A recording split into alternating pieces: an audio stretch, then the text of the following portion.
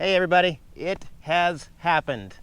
Welcome to the newest member of the Nomadic Fanatic team here on the road. Say hello to my 2014 Yamaha TW200 dual sport bike. Ain't she purty? Blue, everybody. I got a blue bike. So the other day, a buddy took me over to Phoenix, looked at a couple of these. One guy was selling 3 of them. Obviously, I fell in love with the blue. It had just 500 miles on this 2014 bike. And now, as you can see, it's got 819. But 150 of those miles were put on just to drive this thing all the way back to Quartzsite. That's right. I drove it on the highway all the way back. These bikes are actually super popular. It's a 200cc engine. I topped out at 80 mile an hour on I-10. It's a dual sport, which means horn, headlights, turn signals, everything you need to be street legal, licensed and everything. This is a California bike, so I still got 5 months left on the tabs here. And here is the canister for the California, so that's the only thing that might look a little different if you're a normal T-dub fan. The canister Purge for emissions or whatever, you know. But yeah, it's carbureted, and before I bought it, we took out the carb, cleaned the carb, put a new battery in it as well. It's 5-speed transmission, so no more automatic. That's fun. Choke right there. It is a cold-blooded machine, so I pretty much got to choke it every time I start it. Really good bike though. I am so excited and happy.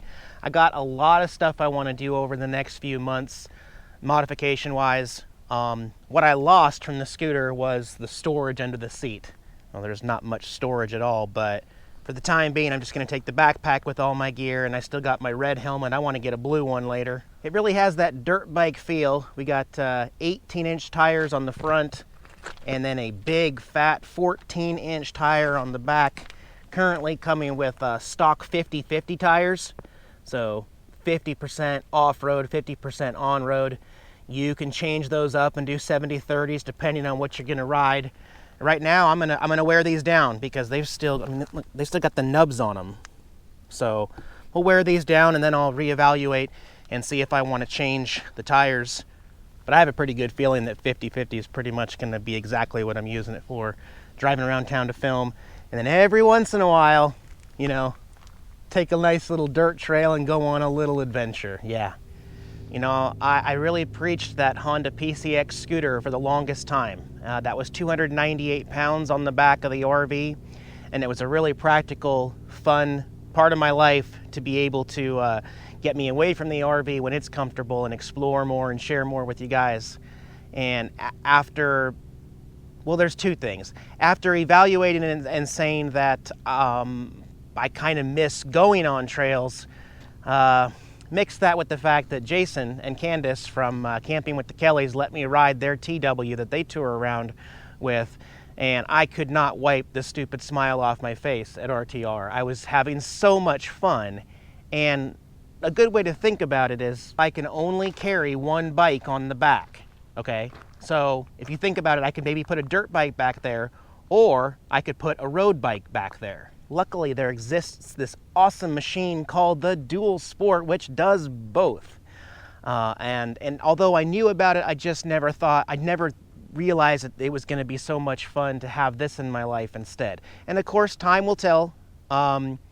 It is a 200cc, and like I said, I got it up to 80, but I think 60 mile an hour is really its comfort zone because it was really revving up there. But for trails and stuff like this, I don't need anything bigger than a 200 for me. It's got a really low seat compared to like the Honda CRF that has, I think, a 35-inch seat. This has a 31-inch seat, and it's a little bit adjustable as well. Obviously, most important is blue, right? And something to consider was the actual price itself.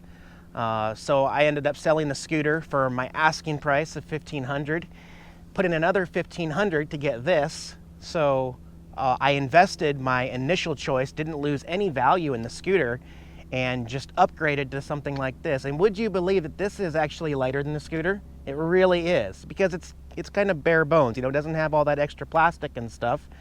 And so this weighs 272 pounds, I think, so about 20 or 25 pounds lighter than the actual scooter on the back of the RV. As far as transport, that's still a work in progress. I did buy that ramp over at the swap meet and Quartzsite, and I also did buy another motorcycle carrier in Phoenix.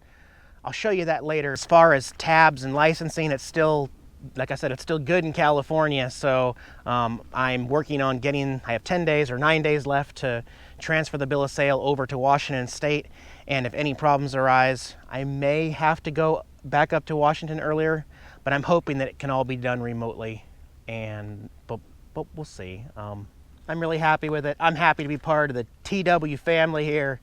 It's a fun looking bike, and it is so much fun to ride, guys. So let me start it up, show you what it sounds like, and then we'll go for a ride.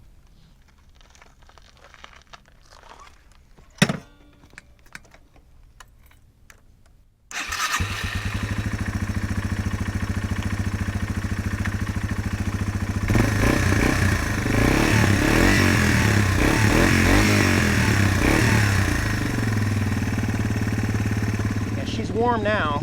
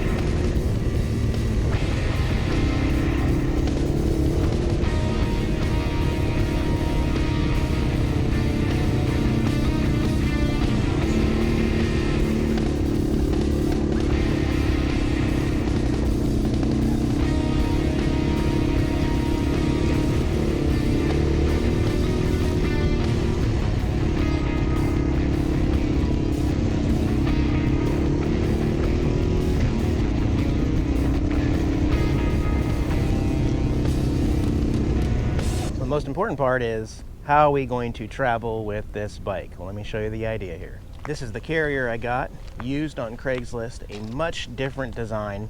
It's actually got an 8-inch wide track here, no more grooves, just a smooth track. It's steel. It has the wheel chock here, so that the front wheel can sit in this basin and it'll help protect it from going this way or going off the edge. This will fold down once the weight's there on the wheel and basically keep the front wheel locked there. And it has this huge ramp, which is connected by wing nuts here.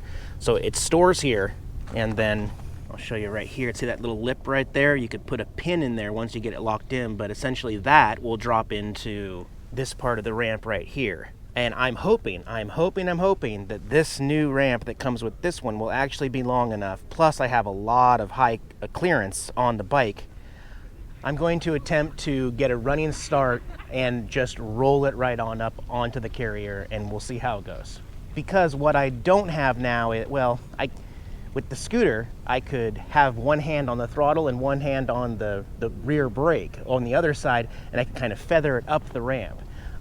With this, being manual transmission, I could select first gear. It's just going to be a pain in the butt because my throttle hand is where the brake's at, and I won't be able to have control of the brakes. So I think it's best just to try to manually push it up the ramp, and I'll set the camera up and we'll see how this goes and what I learn.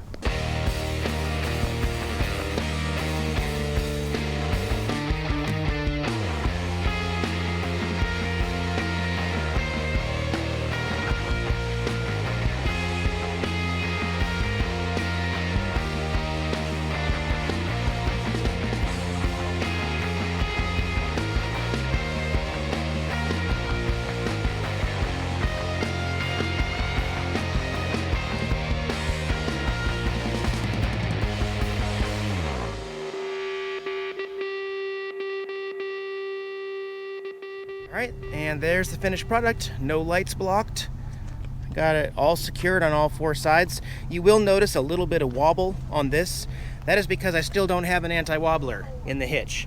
I I have a pin in there, but I don't have an anti-wobbler in there yet. So there is going to be a little bit of movement here for a little bit until I get it. But I did order it, it's coming, and for now, this is definitely going to work. How's that look?